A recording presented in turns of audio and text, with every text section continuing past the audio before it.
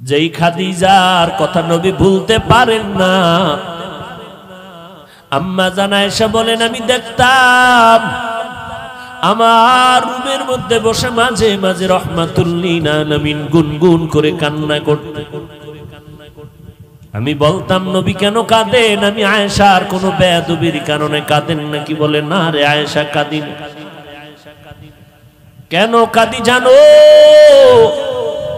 আমার অন্তরে যখন খাদিজার কথা মনে পড়ে যায়, আমি চোখের পানি ধরে রাখতে পারি না রে আয়েশা। কারণ তোমারে বুঝাইতে পারবো না রে আয়েশা, তুমি আমার সুখের দিনের বিবি, আর খাদিজা আমার দুঃখের সময়ের বিবি।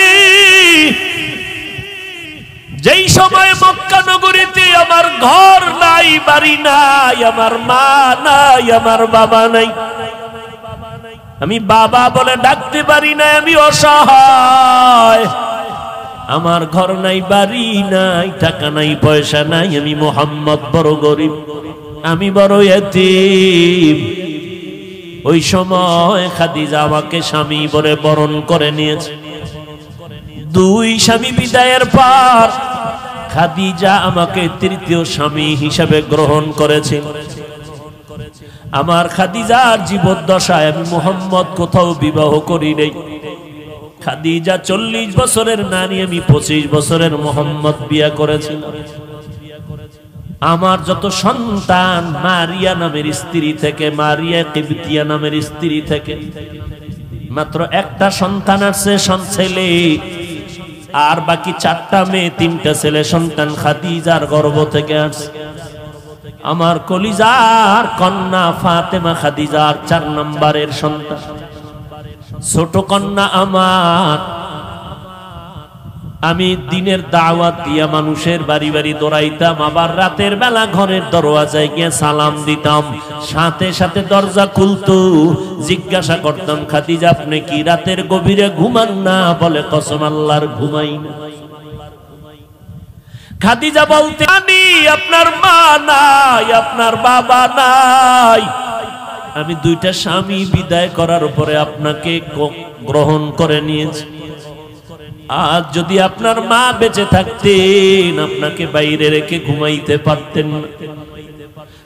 কারণ সন্তান কখনো মাকে বাহিরে ঘোরাফেরার মধ্যে রেখে মা ঘুমাতে পারে না।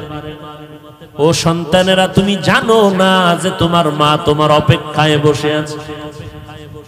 টাইমের একটু বেশি হয়ে গেলে মায়ের কলিজা আঘাত করে, কই গেল আমার সন্তান? টেলিফোন নিয়ে ব্যস্ত। এরে বাবা কই গেছো? আয় আয়, আমি মা তোর অপেক্ষায় আছি, খানাও খাই নাই, ঘুমাই নাই। ওই খাদিজা আমাকে সান্ত্বনা দেয়, ও নবী আপনি যতক্ষণ ঘরে আসেন না, আমি খাদিজার দরওয়াজার কিনারায় দাঁড়ায় অপেক্ষা করি, নবী আসবেন, আমি দরজা খুলবো, দেরি হলে নবী কষ্ট পাবেন। আমি ঘুমাই না রে নবী, আপনার অপেক্ষায় রাত্র কাটাই,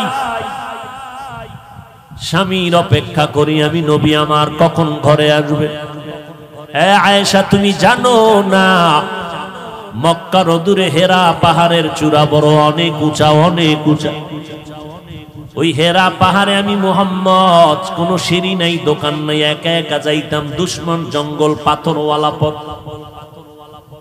আমি মুহাম্মদ ওই পাহাড়ের চূড়ায় উঠে নিচে একটা গর্তের মধ্যে ইবাদতে রাত কাটাইতাম, দিন কাটাইতাম, সপ্তাহে সপ্তাহ। ওই সময় মাঝে মাঝে দেখতাম আমার বিবি খাদিজা মহিলা মানুষ হইয়া, আমি স্বামীর মহব্বতে ওই পাহাড়, এত উঁচু পাহাড়, খাদিজা মহিলা ওই উঁচু পাহাড় বে বে বে বে উপরে উঠিয়া আমি মুহাম্মদের নাস্তা পৌঁছাইয়া দিত। ওই খাদিজার কথা মনে পড়লে আমি মুহাম্মদ সহ্য করতে পারি না রে আয়েশা। ওই খাদিজার কথা মনে আসলে চোখের পানি পড়তে থাকে। ও আয়েশা, আমার মুহাম্মদের জিন্দেগি বড় কঠিন জিন্দেগি। আমার বংশের লোকেরা আমারে মক্কায় থাকতে দেয় না। এক সময় আমাকে 2.5 বছর থেকে 3 বছর পর্যন্ত শিয়াবে আবু তালিবের মধ্যে গৃহবন্দী করে রেখেছি।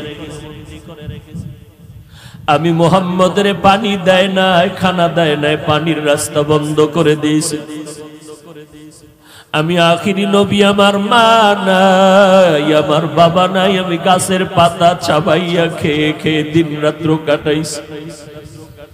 ওই সময় খাদিজার মতো ধনী আরবে কেউ নাই, কিন্তু খাদিজা আমার মোহব্বতে আইসা আমার সাথে গাছের পাতা খেয়ে খেয়ে আমার মোহব্বতে রাত দিন কাটাই। এই পর্দার আড়ালের আম্মা জান, আপনারা তো খাদিজা না, তবে খাদিজার মতো একজন নারী কই আপনার স্বামীর খেদমত? আপনি জানেন না আপনার স্বামী দিন রাত্র কত কষ্ট করে কামাই করে আপনার ঘরে পৌঁছাইয়াছে। আপনার স্বামী কত কষ্ট করে, খানা পায় না, ঘুম নাই। আপনি জানেন না ঘরের মধ্যে বসে আবদার করলেন আমারে শাড়ি দাও, কাপড় দাও, জামা দাও, এইটা দাও, সেইটা দাও।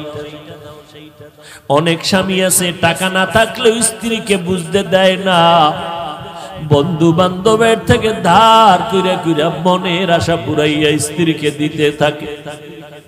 কিন্তু বিবি তুমি জানো না তোমার স্বামী কেমন দরদি, কেমন কষ্ট করে তোমার মন রক্ষা করে। ও আম্মা জান, তোমার তো দরকার ছিল 5 ওয়াক্ত নামাজ পড়ে স্বামীর জন্য দোয়া করা। হে মালিক, তুমি স্বামীকে হেফাজত করো। স্বামী রাস্তায় চলে দিন রাত্র 24 ঘন্টা কামাই রুজি করার জন্য, আমাদের মুখে হাসি ফুটানোর জন্য। আমার স্বামী ঠিক মতো খাইতেও পারে না, গোসল করতে পারে না। তুমি আমার স্বামীরে হেফাজত করিও, স্বামীরে তুমি হালাল বরকতি রিজিক দান করিও। দেখতারে মা, তোমার ঘরটা বেহেশতের বাগান হয়ে যাইত। ও স্বামীর খেদমত করনেওয়ালা নারীরা, আজকে যদি মনে করতা স্বামীর কামাই রুজি এটা স্বামীর একার না, এটা তোমার। স্বামী যদি মরে যায় সব তোমার থেকে যাবে রে মা। এই চিন্তা যদি ঘরের নারীরা করত, তাহলে স্বামীর মাল স্বামীকে না জানাইয়া বন্ধু বান্ধবের পাল্লায় পরে খরচ করত না। কত আম্মা জানেরা স্বামীর টাকা পয়সা অন্য বন্ধু বান্ধবের দিয়া দেয়, স্বামী জানেও না, চুরি কইরা কইরা স্বামীরে ফকির বানাইয়া দেয়। এক সময় দেখা যায় ওই মহিলা ফকির হইয়া রাস্তায় ঘুরে। এরে আম্মা জান, আপনাদের এত সম্মান, আপনারা নবীদের মা, আলেমদের মা, হাফেজে কোরআনের মা, আউলিয়ায়ে কেরামের মা, সাহাবায়ে কেরামের মা, আপনাদের এত সম্মান। আমরা আল্লাহকে রাজি করার, নবীর মোহাব্বত নিয়ে সওয়াব বেশি কামাই করতে হলে কষ্ট আর কষ্ট, কষ্ট আর কষ্ট। রৌদ্র নাই, বৃষ্টি নাই, মসজিদে যাও নামাজ পড়তে, জুমায় যাও, জানাজায় যাও, জিহাদের ময়দানে যাও। শাহাদাতের মর্যাদা যদি পেতে চাও, আম্মা জান, আপনার জানাজায় যাওয়া লাগবে না, জুমার মসজিদে যাওয়া লাগবে না, জিহাদে যাওয়া লাগবে না। মদিনার নবী বলেন, ঘরের মধ্যে থাইকা মা তুমি নামাজ পড়ো, স্বামীর মাল হেফাজত করো, সন্তানগুলো তুমি নেক আমলওয়ালা আদর্শওয়ালা বানাইয়া যাও।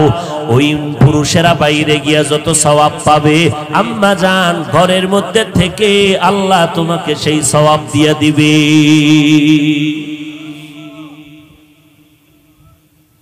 কয়দিন আর স্বামীর ঘরে বসে রং তামাশা করবা, সাদা কাফন রেডি হয়ে যাইতেছে। যেদিন তোমার বাড়ির দরজা আজরাইল বাঁশিতে সিগন্যাল দিয়া দিবে, কই পালাইবারে আম্মা জান, ছেলে মা মা বলে কাঁদবে আর জবানে আওয়াজ হবে না রে মা।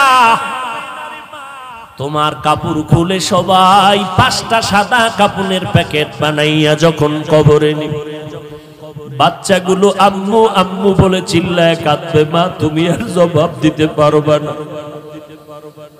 তোমার বাচ্চাগুলো এতিম, ঈদের সময় সব সন্তানেরা মা বাবাকে নিয়ে আনন্দ করবে, তোমার সন্তান আনন্দ পাবে না, কারণ ও মা হারা, ডানে বামে মাকে পাবে না। যার মা নাই, যার বাবা নাই, তাকে জিজ্ঞাসা করিয়া দেখো মা কত বড় সম্পদ, বাবা কত বড় সম্পদ। যার বাবা নাই তাকে জিজ্ঞাসা করো।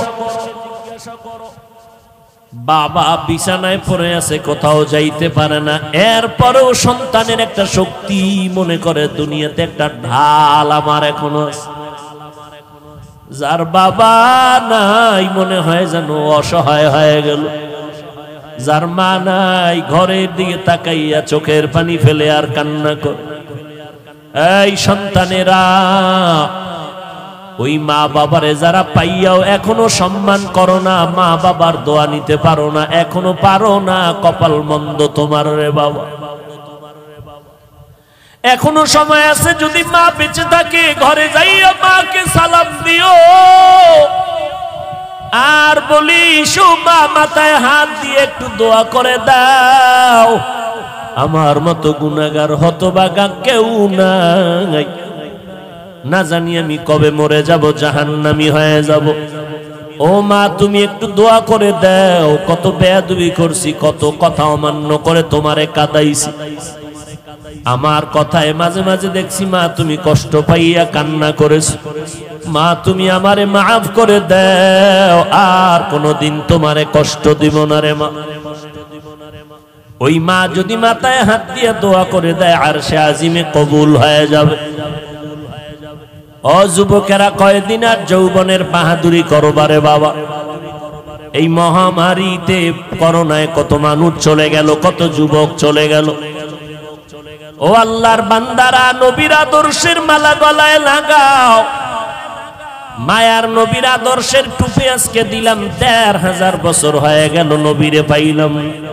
আল-ইয়াউমা আকমালতু লাকুম দীনাকুম ওয়া আতমামতু আলাইকুম নি'মাতি ওয়া রাদিতু লাকুমুল ইসলাম দীনা। দিন ধর্ম আল্লাহ সিল মেরে দিলেন, এখানে আর কোনো বাড়ানো নাই, কমানোর কোনো সুযোগ নাই। আমি আল্লাহ মুহাম্মদের দিয়ে 23 বছরের প্রেসক্রিপশন তৈরি করে দিলাম। আরে দুনিয়ার মানুষ, কিয়ামত পর্যন্ত তোমরা যারা চলতে চাও সঠিক পথে, মুহাম্মদের দেওয়া প্রেসক্রিপশনটাকে ফলো করে চলবা। এই প্রেসক্রিপশন বাড়ানো যাবে না, কমানো যাবে না, সিল লাগায় দিলাম।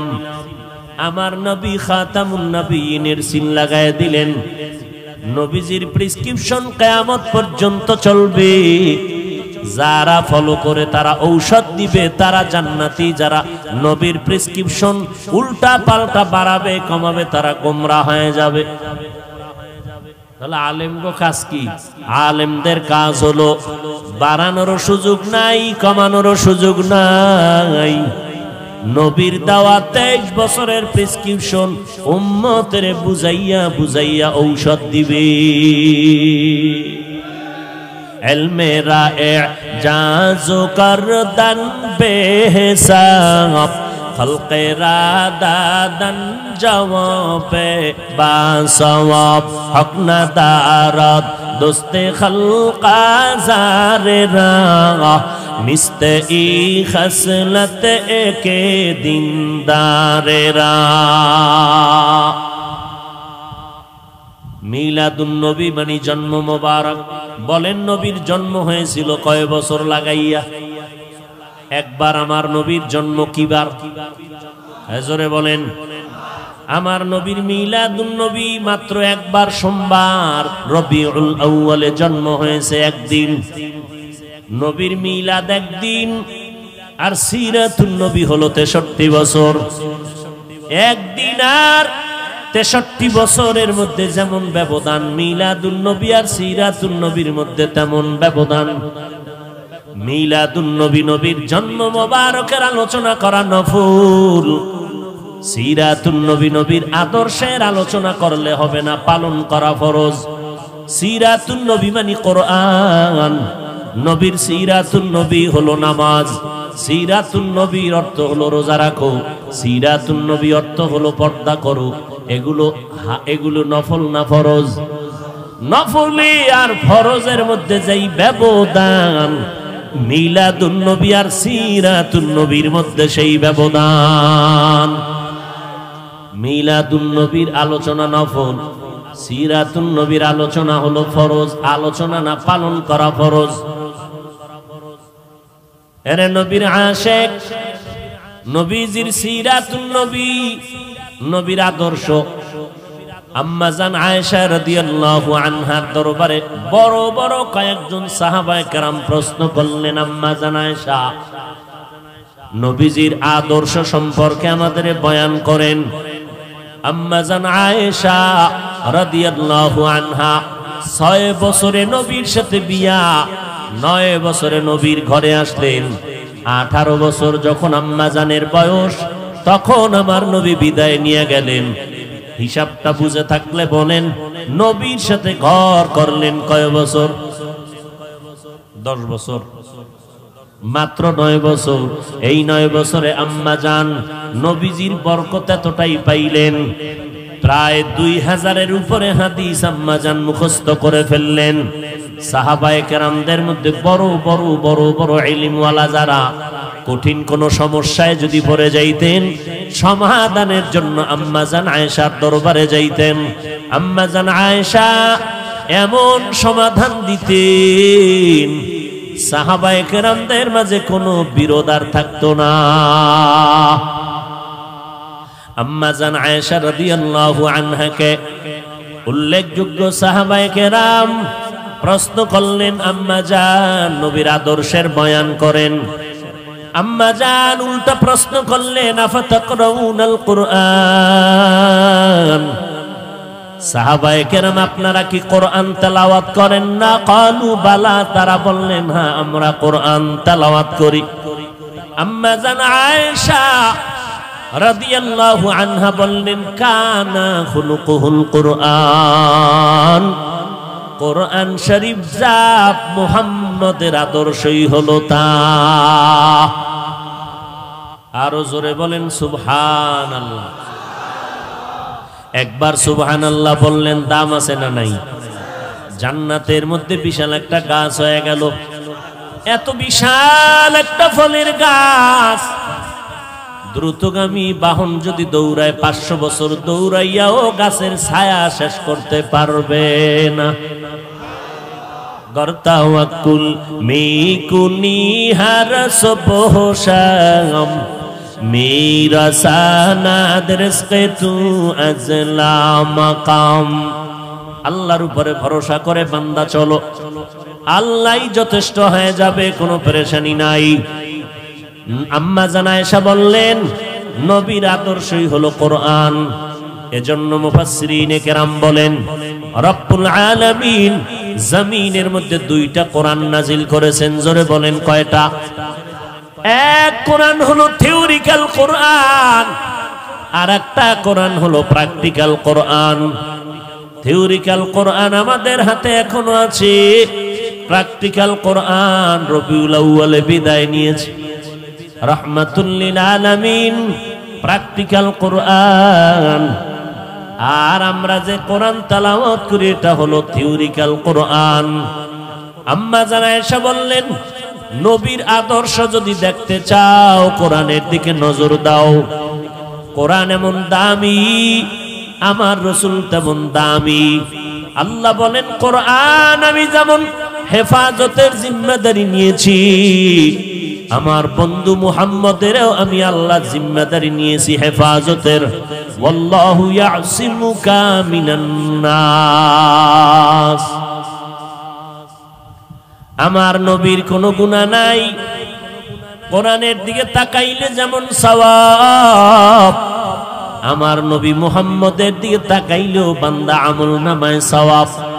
শুধু সওয়াব না, বান্দা নজর দিবি, 1 সপ্তাহের ক্ষুধা নিবারণ হয়ে যাবে। আমার নবীর চেহারা এত সুন্দর। আম্মা জান আয়েশা রাদিয়াল্লাহু আনহা বলেন, ঘরের মধ্যে এশার নামাজের পরে আমি আয়েশা একটা সুই সুতা নিয়ে কাজ করতেছিলাম, হঠাৎ করে বাতির তেল শেষ হয়ে গেল, সুইটাও পড়ে গেল। তালাশ কোথায় করব? অন্ধকার। কামলেওয়ালা নবী আমার ঘরের মধ্যে প্রবেশ করলেন রাতের আধারে। মদিনাওয়ালা নবীর চেহারা মোবারকে আলোকিত হয়ে গেল আমার ঘর। আর নবীর চেহারার আলোতে আমি সুইটা দেখলাম খুঁটির গোড়ায় পড়ে আছে, আমি হাতে নিয়ে নিলাম। কেমন মায়ার নবী আমার নবী এত সুন্দর। সাহাবী বলেন আমি পূর্ণিমা চাঁদের দিকে নজর দিলাম, আমার মায়ার নবীর চেহারা মোবারকের দিকে নজর দিলাম। নজর দিয়া তাকাইয়া দেখি আসমানের চাঁদের থেকে আমার নবীর চেহারা বড় উজ্জ্বল। ইমামুল আউয়ালিন আল আখিরিন বাহরে সাদকা রাহমাতাল লিল আলামিন সাইয়্যিদুল কাউনাইন খাতমুল মুরসালিন আখির আমদবুদ ফখরুল আউয়ালিন। ওই নবী দুনিয়াতে কি নিয়ে আসলেন আমাদের আলোচনার বিষয়।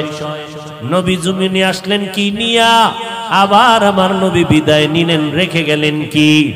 এই দুই কথার দুটো জবাব। আমার নবী কি নিয়ে আসছেন?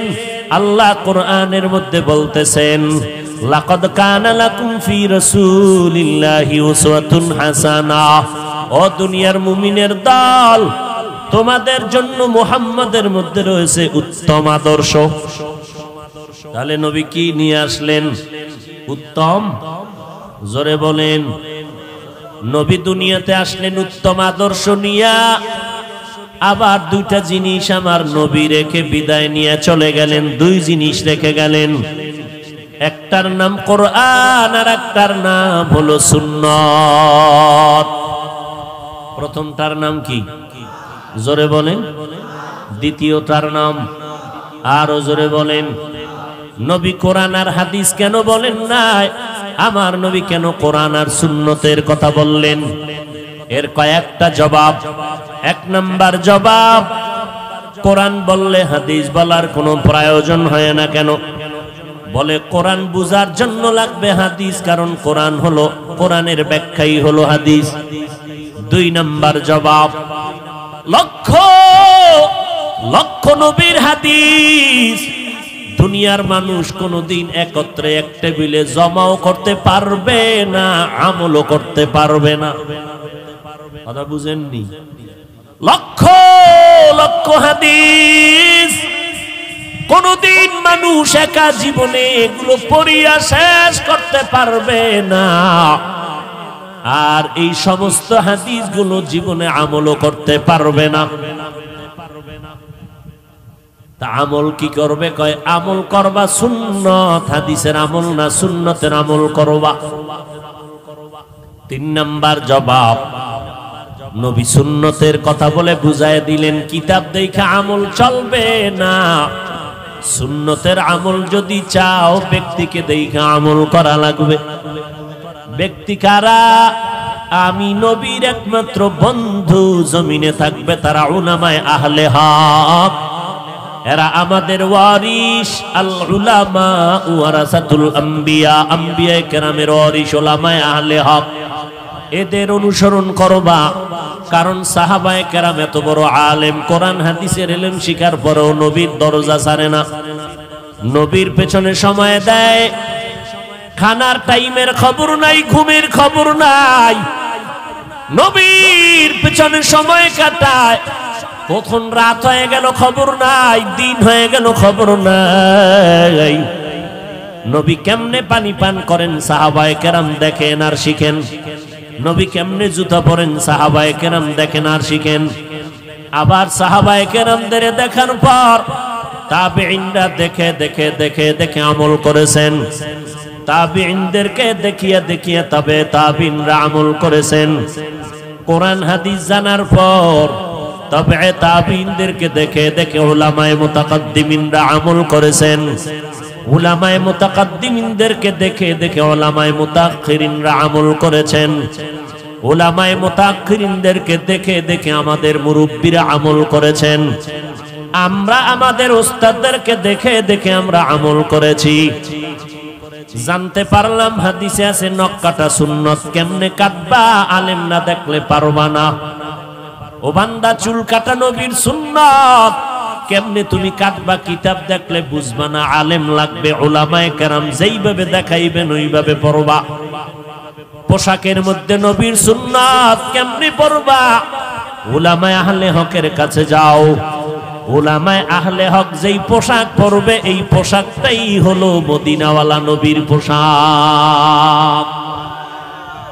সোহবতে সালে তোরা সালেহ কুনাত, সোহবতে তলে তোরা তলে কুনাত এক জমানা, সোহবতে বা আউলিয়া বেহতেরা সদ সালাত বেরিয়া।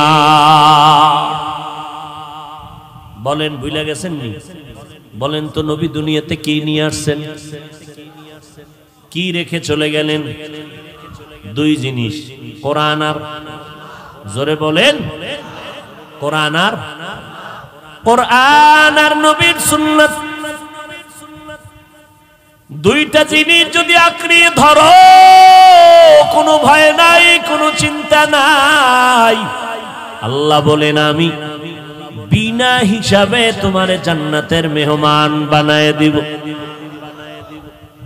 এরে নবীর আশিক, নবী উত্তম আদর্শ নিয়ে জমিনের মধ্যে পদার্পণ করলেন মক্কা নগরীতে। এমন একটা টাইম, যেই সময় মক্কার মানুষের মতো খারাপ মানুষ এই জমিনের কোথাও ছিল না। এত বড় খারাপ, নারী আর পুরুষ উলঙ্গ হইয়া বাইতুল্লাহ তাওয়াফ করে, ভেতরে মূর্তি বসানো, বিয়া শাদীর কোনো নিয়ম নাই।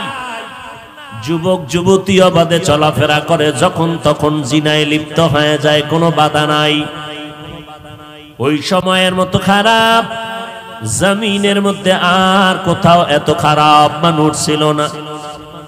আল্লাহ বলেন ওই খারাপ সৃষ্টির নিকৃষ্ট খারাপ মানুষগুলোকে ভালো বানানোর জন্য আমি একজন শ্রেষ্ঠ ডাক্তার বানাইয়া আমার বন্ধুরে মক্কা নগরীতে পাঠায় দিলাম। আমার নবী এমন শ্রেষ্ঠ নবী হইয়া সৃষ্টির শ্রেষ্ঠ ডাক্তার, এমন ঔষধ দিলেন আমার নবী। মক্কার বর্বর জাহেল মূর্খ মানুষ আমার নবীর যখন ঔষধ গ্রহণ করল, তারা এত স্বর্ণের মানুষে পরিণত হয়ে গেল। এখন আর তারা খারাপ নাই। আল্লাহ কয় নবী আপনার সোহবতে গিয়া এরা এত ভালো হয়ে গেল, আপনি জানায় দেন আমি দুনিয়াতেই জান্নাতের টিকিট দিয়ে দিলাম। আতিনা ফি দারে দুনিয়া না হাসান, আতিনা ফি দারে উকবানা হাসান, ইয়া গিয়াসাল মুস্তাগীসিন হদিনা লফতিখারা বিল উলুমে ওয়াল গিনা। নবীর আদর্শ গ্রহণ করলেন আবু বকর। আবু বকর কেমন দামি! মদিনার নবী বলেন আমার উম্মত মুমিনের সব নেক আমল যদি এক পালায় দেওয়া হয়, আবু বকরের নেকের পাল্লা অনেক ভারী হয়ে যাবে। ঘুমাইতেছেন আপনারা? আবু বকরের দাম কত? 10 জন সাহাবা দুনিয়াতেই জান্নাতের সুসংবাদ পেলেন। এর মধ্যে প্রথম সিরিয়ালে আবু বকর। কেমন দামি আবু বকর! নবীজি বললেন আমি যুদ্ধের ময়দানে যাব, আপনারা দান করেন। দান করলে হায়াত বাড়ে, দান করলে মুসিবত দূর হয়, দান করলে কামাই রুজিতে বরকত হয়, কবরের আযাব মাফ হয়ে যায়। নবীজি যখন বললেন দান করেন, ওমরে ফারুক মনে মনে ভাবতেছেন আমি এত বেশি আজ দান করব, 1 নাম্বার পুরস্কার আমার নবীর দোয়াটা নিয়ে যাব। ওসমান রাদিয়াল্লাহু আনহু চিন্তা করলেন আমি আজ এত বেশি দান করব, নবীর থেকে 1 নাম্বারের দোয়াটা নিয়ে নিব। দানের মাল আমার নবীর দরবারে হাজির করলেন। হযরত আলীকে নবী বললেন কি দিলেন? নবী এই পরিমাণ দান করলাম। ওসমান কি দিলেন? এই পরিমাণ দিলাম। ওমর কি দিলেন? এই পরিমাণ, অর্ধেক দিয়ে দিলাম, আর অর্ধেক আমি রেখে দিলাম। সর্বশেষ আমার নবী আবু বকরকে জিজ্ঞাসা করলেন, আবু বকর কি দান করেছেন বলেন? আবু বকর চোখের পানি ছেড়ে বলেন, পয়গম্বর আমার কাছে তেমন কোনো সম্পদ নাই, তবে যা আছে ঘরের মধ্যে ঝাড়ু দিয়া দিয়া সব আমি পয়গম্বরের খেদমতে হাজির করলাম। এখন আমি আবু বকরের আমার আল্লাহ আর নবী সারা কিছুই নাই। ওমরের মাথা নত হয়ে গেল, 1 নাম্বার হতে পারলাম না। কারণ বেশি দান করা 1 নাম্বার না, অন্তরের কোরবানি দেওয়াটাই বড় 1 নাম্বার। সব দিয়ে দিলেন, সব দিয়ে দিলেন, যা আছে তাই দিয়ে দিলেন। নবী আশ্চর্য হয়ে গেলেন, এত ত্যাগ আপনি স্বীকার করলেন হে আবু বকর? চুপ হয়ে গেল মজলিস। হঠাৎ করে জিবরাইল আমিন এসে হাজির হয়ে গেলেন। ও নবী, আল্লাহর সালাম।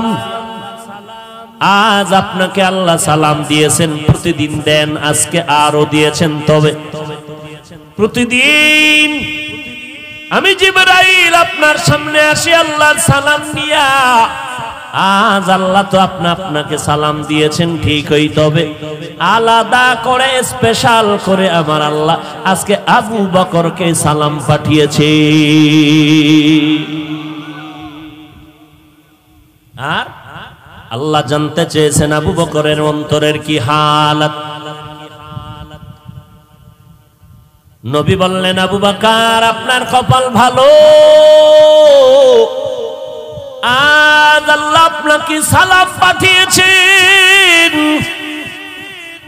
আর আমার আল্লাহ জানতে চেয়েছেন আপনার মনের কি হালত। আবু বকর হাউমাউ করে কান্না শুরু করলেন। নবীজি বললেন, জবাব না দিয়া কেন কাঁদেন? আবু বকর কান্না করে বলে, নবী কে চিনতো আমি আবু বকরকে? আমি ছিলাম মক্কার নগরীতে এক জাহান্নামের আসামি। আমার মতো অপরাধী কেউ ছিল না রে নবী। আজ আমি আপনার দরবারে আসার পর, আপনার সোহবতে আসার পর আজ আল্লাহ আমাকে সালাম দিয়েছেন। আমি কেমনে বুঝাই আমার মনের কি হালত রে নবী? আজ আমার মতো ধন্য কেউ নাই। আমার নবীর আদর্শ পেয়ে আবু বকর এত দামি হয়ে গেল, জীবন দেওয়ার জন্য তৈয়ার। আমার নবী মক্কা থেকে মদিনায় কাফের দুশমনের অত্যাচারে হিজরতের জন্য রেডি হয়ে গেলেন। নবী একদিন আবু বকরকে কানে কানে আওয়াজ দিয়ে বলেছিলেন, আবু বকর আপনি আমার সাথে হিজরতের সঙ্গী হয়ে যাবেন। আল্লাহর নবী রাতের বেলা, হিজরতের রাত, ঘর থেকে যখন বের হবেন চতুর্দিকে দুশমন। কারণ আমার নবীর জমিনের মধ্যে এক ছায়া ছিল, মা খাদিজা রাদিয়াল্লাহু আনহা। যেই খাদিজার কথা নবী ভুলতে পারেন না। আম্মা জান আয়েশা বলেন, আমি দেখতাম আমার রুমের মধ্যে বসে মাঝে মাঝে রাহমাতুল্লিল আলামিন গুনগুন করে কান্না করতে। আমি বলতাম, নবী কেন কাঁদেন? আমি আয়েশার কোনো বেয়াদবির কারণে কাঁদেন নাকি? বলে, না রে আয়েশা, কাঁদি না। কেন কাঁদি জানো? আমার অন্তরে যখন খাদিজার কথা মনে পড়ে যায়, আমি চোখের পানি ধরে রাখতে পারি না রে আয়েশা। কারণ তোমারে বুঝাইতে পারবো না রে আয়েশা, তুমি আমার সুখের দিনের বিবি, আর খাদিজা আমার দুঃখের সময়ের বিবি। যেই সময় মক্কা নগরীতে আমার ঘর নাই, বাড়ি নাই, আমার মা নাই, আমার বাবা নাই, আমি বাবা বলে ডাকতে পারি না, আমি অসহায়, আমার ঘর নাই, বাড়ি নাই, টাকা নাই, পয়সা নাই, আমি মুহাম্মদ বড় গরিব, আমি বড় ইতিম। ওই সময় খাদিজা আমাকে স্বামী বলে বরণ করে নিয়েছে। দুই স্বামী বিদায়ের পর খাদিজা আমাকে তৃতীয় স্বামী হিসেবে গ্রহণ করেছে। আমার খাদিজার জীবদ্দশায় আমি মুহাম্মদ কোথাও বিবাহ করি নাই। খাদিজা 40 বছরের নারী, আমি 25 বছরের মুহাম্মদ বিয়ে করেছিলাম। আমার যত সন্তান মারিয়া নামের স্ত্রী থেকে, মারিয়া কিবতিয়া নামের স্ত্রী থেকে মাত্র একটা সন্তান আছে, ছেলে, আর বাকি 4টা মেয়ে, 3টা ছেলে সন্তান খাদিজার গর্ভ থেকে আসছে। আমার কলিজার কন্যা ফাতেমা খাদিজার 4 নম্বরের সন্তান, ছোট কন্যা আমার। আমি দিনের দাওয়াত দিয়া মানুষের বাড়ি বাড়ি দৌড়াইতাম, আবার রাতের বেলা ঘরের দরওয়াজায় গিয়ে সালাম দিতাম, সাথে সাথে দরজা খুলতো। জিজ্ঞাসা করতাম, খাদিজা আপনি কি রাতের গভীরে ঘুমান না? বলে কসম আল্লাহর ঘুমাই না। খাদিজা বলতে, আমি আপনার মা নাই, আপনার বাবা নাই, আমি 2টা স্বামী বিদায় করার উপরে আপনাকে গ্রহণ করে নিয়েছি। আজ যদি আপনার মা বেঁচে থাকতেন, আপনাকে বাইরে রেখে ঘুমাইতে পারতেন না।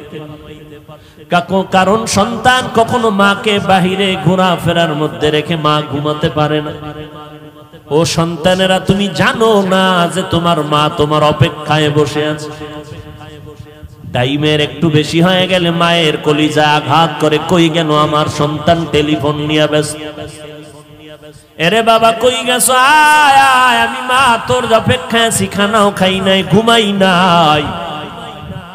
ওই খাদিজা আমাকে সান্ত্বনা দেয়, ও নবী, আপনি যতক্ষণ ঘরে আসেন না, আমি খাদিজার দরওয়াজার কিনারায় দাঁড়ায় অপেক্ষা করি। নবী আসবেন, আমি দরজা খুলব, দেরি হলে নবী কষ্ট পাবেন। আমি ঘুমাই না রে নবী, আপনার অপেক্ষায় রাত্র কাটাই, স্বামীর অপেক্ষা করি আমি। নবী আমার কখন ঘরে আসবে? আয়েশা, তুমি জানো না মক্কার অদূরে হেরা পাহাড়ের চূড়া বড় অনেক উঁচা, অনেক উঁচা। ওই হেরা পাহাড়ে আমি মুহাম্মদ, কোনো সিঁড়ি নাই, দোকান নাই, একা একা যাইতাম। দুশ্মন জঙ্গল, পাথরওয়ালা পথ। আমি মুহাম্মদ ওই পাহাড়ের চূড়ায় উঠে নিচে একটা গর্তের মধ্যে ইবাদতে রাত কাটাইতাম, দিন কাটাইতাম, সপ্তাহে সপ্তাহ। ওই সময় মাঝে মাঝে দেখতাম আমার বিবি খাদিজা মহিলা মানুষ হইয়া, আমি স্বামীর মহব্বতে ওই পাহাড়, এত উঁচু পাহাড়, খাদিজা মহিলা ওই উঁচু পাহাড় বে বে বে বে উপরে উঠিয়া আমি মুহাম্মদের নাস্তা পৌঁছাইয়া দিত। ওই খাদিজার কথা মনে পড়লে আমি মুহাম্মদ সহ্য করতে পারি না রে আয়েশা। ওই খাদিজার কথা মনে আসলে চোখের পানি পড়তে থাকে। ও আয়েশা, আমার মুহাম্মদের জিন্দেগি বড় কঠিন জিন্দেগি। আমার বংশের লোকেরা আমারে মক্কায় থাকতে দেয় না। এক সময় আমাকে 2.5 বছর থেকে 3 বছর পর্যন্ত শিয়াবে আবু তালিবের মধ্যে গৃহবন্দী করে রেখেছি। আমি মুহাম্মদের পানি দেয় নাই, খানা দেয় নাই, পানির রাস্তা বন্ধ করে দিয়েছি। আমি আখিরি নবী, আমার মা নাই, আমার বাবা নাই, আমি গাছের পাতা চাবাইয়া খেয়ে খেয়ে দিন রাত্র কাটাইছি। ওই সময় খাদিজার মতো ধনী আরবে কেউ নাই, কিন্তু খাদিজা আমার মোহব্বতে আইসা আমার সাথে গাছের পাতা খেয়ে খেয়ে আমার মোহব্বতে রাত দিন কাটাই। এই পর্দার আড়ালের আম্মা জান, আপনারা তো খাদিজা না, তবে খাদিজার মতো একজন নারী কই আপনার স্বামীর খেদমত? আপনি জানেন না আপনার স্বামী দিনরাত্র কত কষ্ট করে কামাই করে আপনার ঘরে পৌঁছাইয়াছে। আপনার স্বামী কত কষ্ট করে, খানা পায় না, ঘুম নাই। আপনি জানেন না ঘরের মধ্যে বসে আবদার করলেন আমারে শাড়ি দাও, কাপড় দাও, জামা দাও, এইটা দাও, সেইটা দাও। অনেক স্বামী আছে টাকা না থাকলেও স্ত্রীকে বুঝতে দেয় না, বন্ধু বান্ধবের থেকে ধার কইরা কইরা মনের আশা পুরাইয়া স্ত্রীকে দিতে থাকে। কিন্তু বিবি তুমি জানো না তোমার স্বামী কেমন দরদি, কেমন কষ্ট করে তোমার মন রক্ষা করে। ও আম্মা জান, তোমার তো দরকার ছিল 5 ওয়াক্ত নামাজ পড়ে স্বামীর জন্য দোয়া করা। হে মালিক, তুমি স্বামীকে হেফাজত করো। স্বামী রাস্তায় চলে দিন রাত্র 24 ঘন্টা কামাই রুজি করার জন্য, আমাদের মুখে হাসি ফুটানোর জন্য। আমার স্বামী ঠিক মতো খাইতেও পারে না, গোসল করতে পারে না। তুমি আমার স্বামীরে হেফাজত করিও, স্বামীরে তুমি হালাল বরকতি রিজিক দান করিও। দেখতারে মা তোমার ঘরটা বেহেশতের বাগান হয়ে যাইত। ও স্বামীর খেদমত করনেওয়ালা নারীরা, আজকে যদি মনে করতা স্বামীর কামাই রুজি এটা স্বামীর একার না, এটা তোমার। স্বামী যদি মরে যায় সব তোমার থেকে যাবে রে মা। এই চিন্তা যদি ঘরের নারীরা করত, তাহলে স্বামীর মাল স্বামীকে না জানাইয়া বন্ধু বান্ধবের পাল্লায় পরে খরচ করত না। কত আম্মা জানেরা স্বামীর টাকা পয়সা অন্য বন্ধু বান্ধবের দিয়া দেয়, স্বামী জানেও না, চুরি কইরা কইরা স্বামীরে ফকির বানাইয়া দেয়। এক সময় দেখা যায় ওই মহিলা ফকির হইয়া রাস্তায় ঘুরে। এরে আম্মা জান, আপনাদের এত সম্মান, আপনারা নবীদের মা, আলেমদের মা, হাফেজে কোরআনের মা, আউলিয়ায়ে কেরামের মা, সাহাবায়ে কেরামের মা, আপনাদের এত সম্মান। আমরা আল্লাহকে রাজি করার, নবীর মোহাব্বত নিয়ে সওয়াব বেশি কামাই করতে হলে কষ্ট আর কষ্ট, কষ্ট আর কষ্ট।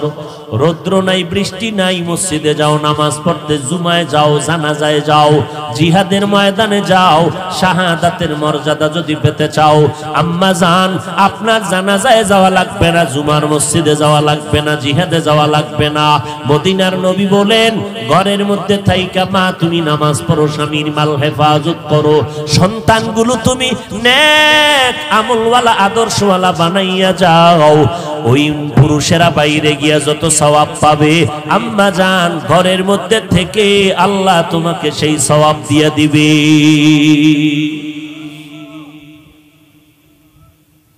কয়দিন আর স্বামীর ঘরে বসে রং তামাশা করবা, সাদা কাফন রেডি হয়ে যাইতেছে। যেদিন তোমার বাড়ির দরজা আজরাইল বাঁশিতে সিগন্যাল দিয়া দিবে কই পালাইবারে আম্মা জান, ছেলে মা মা বলে কাঁদবে আর জবানে আওয়াজ হবে না রে মা। তোমার কাপড় খুলে সবাই 5টা সাদা কাপড়ের প্যাকেট বানাইয়া যখন কবরে নিবে, বাচ্চাগুলো আম্মু আম্মু বলে চিল্লায় কাঁদবে, মা তুমি আর জবাব দিতে পারবা না। তোমার বাচ্চাগুলো এতিম, ঈদের সময় সব সন্তানেরা মা বাবাকে নিয়ে আনন্দ করবে, তোমার সন্তান আনন্দ পাবে না, কারণ ও মা হারা, ডানে বামে মাকে পাবে না।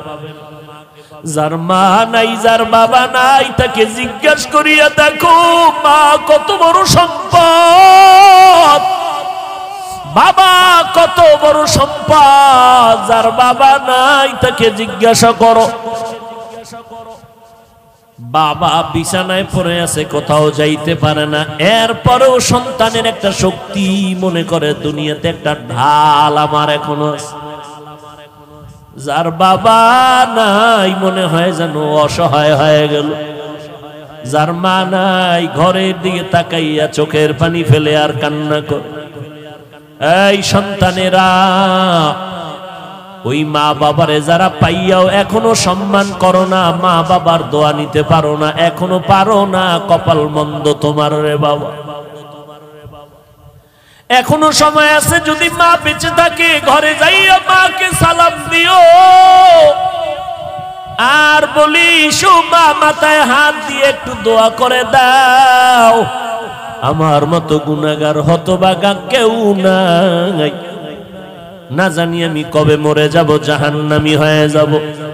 ও মা তুমি একটু দোয়া করে দাও, কত বেয়াদবি করছি, কত কথা অমান্য করে তোমারে কাঁদাইছি, আমার কথায় মাঝে মাঝে দেখছি মা তুমি কষ্ট পাইয়া কান্না করেছো, মা তুমি আমারে মাফ করে দাও, আর কোনদিন তোমারে কষ্ট দিব না রে মা। ওই মা যদি মাথায় হাত দিয়ে দোয়া করে দেয় আরশে আজিমে কবুল হয়ে যাবে। ও যুবকেরা, কয়দিন আর যৌবনের বাহাদুরি করবারে বাবা। এই মহামারীতে করোনায় কত মানুষ চলে গেল, কত যুবক চলে গেল। ও আল্লাহর বান্দারা, নবীর আদর্শের মালা গলায় লাগাও। মায়ার নবীর আদর্শের টুপি আজকে দিলাম, ১৫০০ বছর হয়ে গেল নবীরে পাইলাম, কিন্তু নবীর আদর্শের টুপি আর দাড়ি আর কোরআন পড়ার কারণে আজ আল্লাহ কত সম্মানের চেয়ারে বসাইছে। আমার নিজের বাহাদুরি না, পয়গম্বরের আদর্শের বরকত আর কিছুই না। ও যুবক, পাও দুইটা যদি আগাইয়া দাও, আমি পায়ে হাত রেখে বলবো কয়দিন আর বাহাদুরি করবা।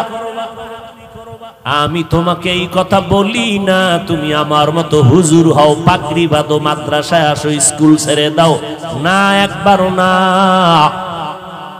বরং আমি এই রবিউল আউয়ালে নবীর আদর্শের বয়ান করতে গিয়ে তোমাকে পায়ে ধরে অনুরোধ করব, স্কুলে যারা পড়ো লেখাপড়া বন্ধ করবা না, কলেজে যারা পড়ো লেখাপড়া বন্ধ করবা না, কারণ আমার মাদ্রাসায় তোমার আসার প্রয়োজন নাই, কারণ আমার মাদ্রাসা আলেম ওলামা মুফতি মুহাদ্দিস ছাত্রর অভাব নাই, ভালো ভালো ছাত্র এখনো আছে, অভাব নাই।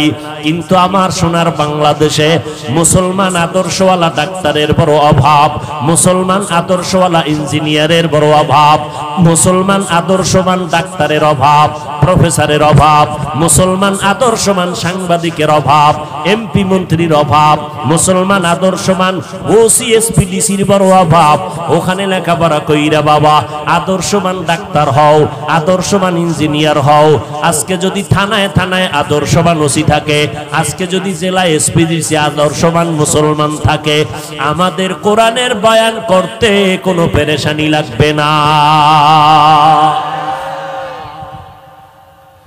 স্কুলে পড়ো, কলেজে পড়ো, তবে নবীর আদর্শের মালা গলায় লাগাও। মা বাবার দোয়া নিয়ে চলো, মা বাবার দোয়া নিয়ে চলো। কলেজে পড়ো, স্কুলে পড়ো, মা বাবার দোয়া নাও, আলেমের পরামর্শ নাও, 5 বেলার নামাজ পড়ো। যদি পেছনে অন্যায় করে থাকো একটু তওবা করে নাও, আর নামাজ ছাড়বা না, বেপরদায় চলবা না। ও যুবকেরা, একটু নজর করো, তোমার আমার মতো যুবক স্কুলে পড়ে নামাজি, কলেজে পড়ে নামাজি আছে না নাই? মনটাকে প্রশ্ন করো, তুমি কেন পারবা না রে বাবা? তোমার আমার মতো বান্দারে আর্মি, পুলিশ, বিডিআরের চাকরি করে নামাজি দাড়িওয়ালার অভাব নাই, তুমি কেন পারবা না? তোমার আমার মতো সন্তান গাড়ি চালায়, ড্রাইভারি করে, নামাজি পর্দাওয়ালার অভাব নাই, তুমি কেন পারবা না? ব্যবসা করে, হালাল খায় হারাম খায় না, অভাব নাই, তুমি কেন পারবা না? কৃষি কাজ করে, নদীতে মাছ ধরে, নামাজি যুবকের অভাব নাই। শ্রমিকের কাজ করে যুবক 5 বেলার নামাজি, অভাব নাই, তুমি কেন পারবা না রে বাবা? আজকে তুমি টুপি পরো না, নামাজ পড়ো না, পায়ে দরিয়া দরিয়া বলার পরেও তুমি দাড়ি রাখতে চাও না। ও বাবা রে, আজকে আমিও যদি তোমার মতো স্বাধীনতা ভাইবা যদি প্যান্ট শার্টটাই লাগাইয়া সমাজে মাস্তানি করতাম, কেউ বাধা দিত না। আজকে টুপি মাথায় দেওয়ার পরও মাথা গরম লাগে, এরপরও কেন টুপিটা ফালাই না জানুনি রে বাবা? দাড়িটা লম্বা করার কারণে যৌবনের ভাবটা চলে যায়, এরপরও কেন দাড়ি কামাই না? লম্বা জামা পরার কারণে শরীর গরম লাগে, এরপরও কেন ফালাই না? কত মানুষ কওমি মাদ্রাসায় পড়ার কারণে গালি দেয়, বাজে কথা বলে, এরপরও কেন এই রাস্তা থেকে পেছনে যাই না? একটাই মাত্র কারণ, আল্লাহর কোরআন পড়ে দেখলাম, নবীর হাদিস পড়ে দেখলাম, একটা কথাও ভেতরে মিথ্যা নাই। কত বড় বড় বেঈমানেরা কোরআনের ভুল বের করতে গিয়া কালেমা পড়ে মুসলমান হয়ে গেল। লক্ষ লক্ষ নবীরা মিথ্যা কথা বলেন নাই, লক্ষ লক্ষ সাহাবায়ে কেরাম মিথ্যা কথা বলেন নাই, লক্ষ লক্ষ তাবিন তবে তাবিনরা মিথ্যা কথা বলেন নাই, কোটি কোটি আলেম ওলামারা মিথ্যা কথা বলতে পারেন না। অতএব নবীর কথা সত্য, কোরআনের কথা সত্য। কারা দুনিয়াতে গুনার কারণে কি শাস্তি হবে, জান্নাতের বয়ান কোরআনে আছে, হাদিসে আছে, জাহান্নামেরও বয়ান আছে। জান্নাতে কারা যাবে, জাহান্নামে কারা যাবে আল্লাহ তাও বলেছেন। গুনাহ যারা করবে তাদের জন্য জাহান্নাম, নেক আমল যারা করবে তাদের জন্য জান্নাত। ইন্নাল আবরারা লাফি নাঈম ওয়া ইন্নাল ফুজ্জারা লাফি জাহিম। নেক আমলওয়ালারা জান্নাতে যাবে, গুনাহ যারা করবে তারা জাহান্নামে যাবে। গালি দেওয়া গুনার কাজ, মিথ্যা বলা গুনার কাজ, সুদ খাওয়া গুনার কাজ, অন্যের হক নষ্ট করা গুনাহের কাজ, অন্যের ইজ্জতের উপর আক্রমণ করা গুনাহের কাজ, মানুষের সম্পদ চুরি করা গুনাহের কাজ, ডাকাতি করা গুনাহের কাজ, মা বাবার সাথে বেয়াদবি গুনাহের কাজ, আলেম ওলামা মুরব্বিদের সাথে বেয়াদবি করা গুনাহের কাজ। এই রকম গুনাহ করে করে যারা কবরের দিকে রওনা হবে, আল্লাহ কয় আমি একটা ডাক দিলাম তওবার জন্য, তওবা করো, আমি মুহূর্তের মধ্যে তোমার জীবনের সব গুনাহ তওবার বিনিময়ে মাফ করে দিব। ও আল্লাহর বান্দারা, আজকে আমি বক্তা হইয়া চেয়ারে বসছি, তোমরা শ্রোতা হইয়া মাঠে বয়ান শুনো। কিন্তু জানোনি আজকে তুমি ডাক্তার হইয়া চেম্বার করো, আমি রুগী হইয়া তোমার কাছে 500 টাকা 1000 টাকা ভিজিট দিয়া চিকিৎসা নেই। কিন্তু জানোনি রে বাবা, তোমার চেয়ার আর আমার চেয়ারের দাম কত? যেদিন আজরাইল আইসা ডাক দিবে, ওই দিন কিন্তু দেখা যাবে আমার চেয়ারের কোনো দাম নাই, তোমার চেয়ারের কোনো দাম নাই।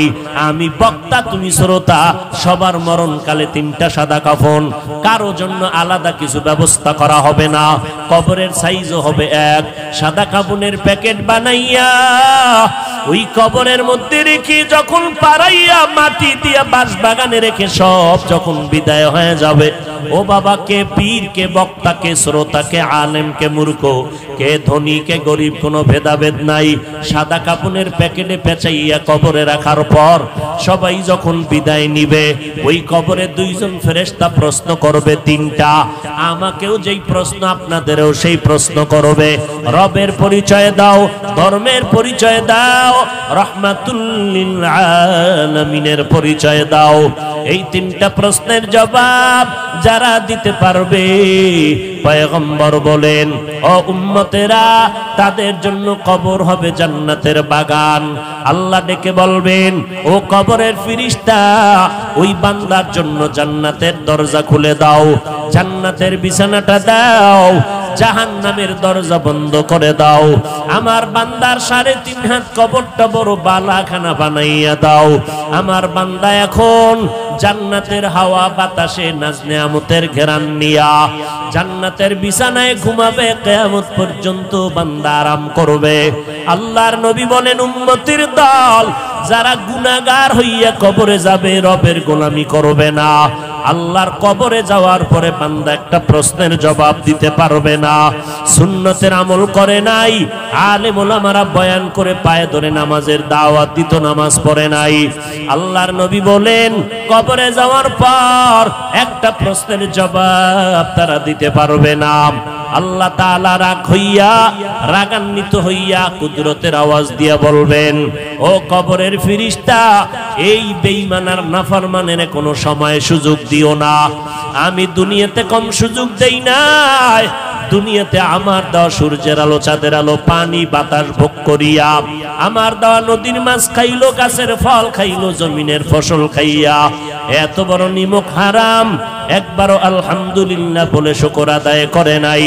ওলামায়ে কেরাম দাওয়াত দিত, পায়ে ধরে ধরে নামাজের বয়ান করত, নামাজ পড়ে নাই।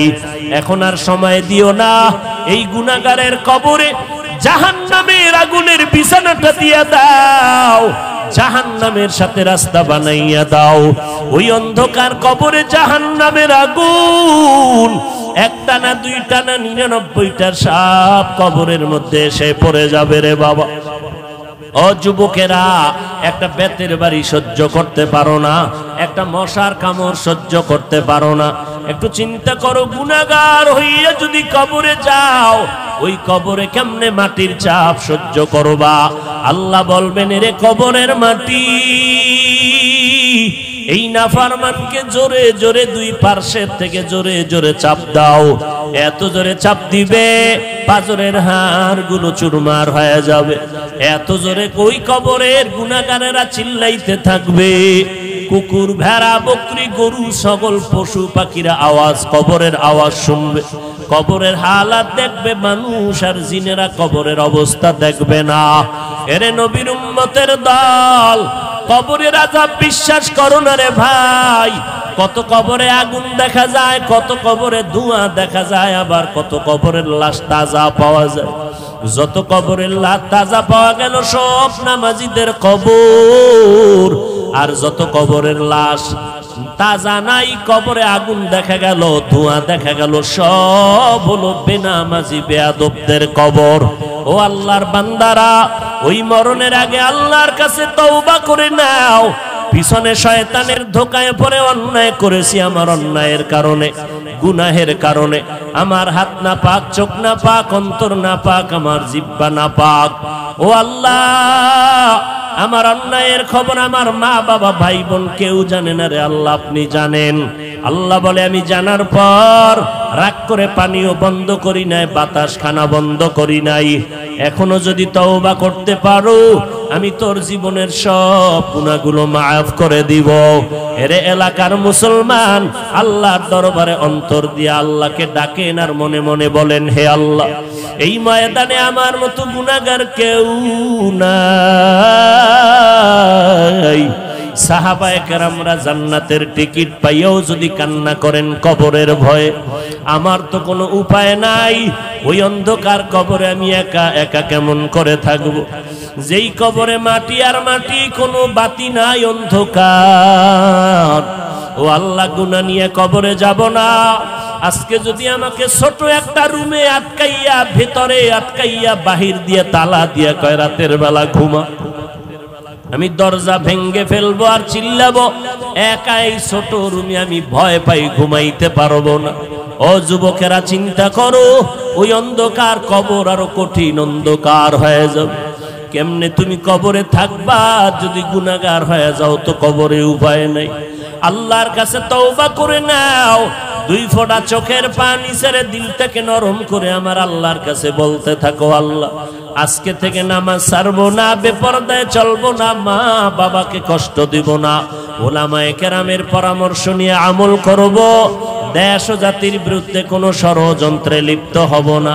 অন্তরে যদি তওবা করার নিয়ত হয়, মুনাফিকি যদি না থাকে, দুর্বলতা না থাকে, খাঁটি তওবা করার যাদের নিয়ত অন্তরে আছে, পাঁচ বেলার নামাজ ছাড়বো না, নামাজ ছাড়বো না, মা বাবার সাথে বেয়াদবি করব না, উলামায়ে কেরামের সাথে কখনো বেয়াদবি করব না, দেশ ও জাতির বিরোধিতা করব না, নবীর তরিকা মতে চলবো, সুন্নতের আমল করব, নামাজ পড়ব, দাড়িটা লম্বা করব, পর্দায় চলবো। তওবা করার যদি নিয়ত হয়, খাঁটি অন্তরে যদি নিয়তের অন্তরে তওবার নিয়ত থাকে, আমার আল্লাহকে দুটো হাত তওবার নিয়তে দেখাইয়া দাও। আয় আল্লাহ, আমাদের হাতগুলো কবুল করে নেন, তওবা কবুল করে নেন, তওবার উপরে মজবুত হইয়া চলার মতো তৌফিক দান করেন, আমিন। আলহামদুলিল্লাহি রাব্বিল আলামিন, والصلاة والسلام على سيد الأنبياء والمرسلين وعلى آله وأصحابه أجمعين يا أرحم الراحمين يا أرحم الراحمين.